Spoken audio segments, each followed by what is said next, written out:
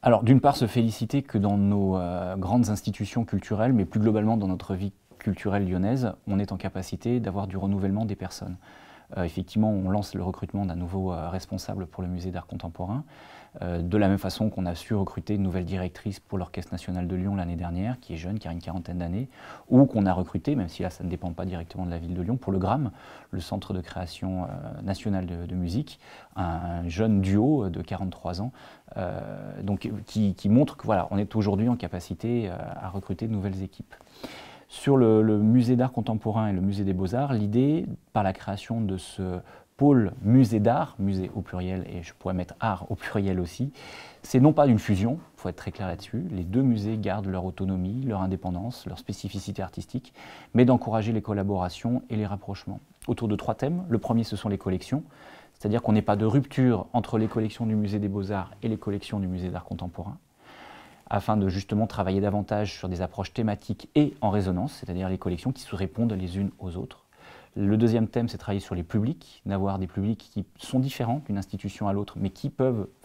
passer d'une institution à l'autre avec des systèmes qui sont à inventer, de passeports ou autres,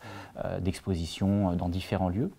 La troisième chose, c'est d'avoir une masse critique en termes de visibilité suffisamment forte pour être à même de répondre aujourd'hui aux grandes institutions privées, aux grandes fondations privées, institutions étant plutôt publiques, aux grandes fondations privées qui fleurissent aujourd'hui à l'échelle mondiale et en particulier européenne, et justement d'être en capacité d'avoir des réponses en termes de visibilité, de poids face à ces structures pour réaliser notamment ou accueillir de grandes expositions. Donc tout notre objectif, c'est de recentrer peut-être davantage le musée d'art contemporain sur la création, le contemporain en tant que laboratoire, notamment pour des jeunes artistes, être vraiment le lieu de l'émergence et d'avoir une capacité à montrer davantage les collections permanentes, tout en faisant aussi continuer à vivre ce lieu par les spécificités qu'ont su lui donner Thierry Raspail depuis toutes ces années. L'idée aussi, et c'est aussi pour ça qu'on recrute non pas uniquement un directeur du musée d'art contemporain ou une directrice du musée d'art contemporain, mais un directeur ou une directrice de l'art contemporain, c'est aussi de continuer à ouvrir ce musée sur la ville. D'une part, de continuer à avoir ce travail avec l'École nationale des beaux-arts, avec les centres d'art, avec les galeries, à l'échelle ville, métropole, mais aussi régionale, d'avoir un écosystème qui fonctionne bien. La deuxième chose,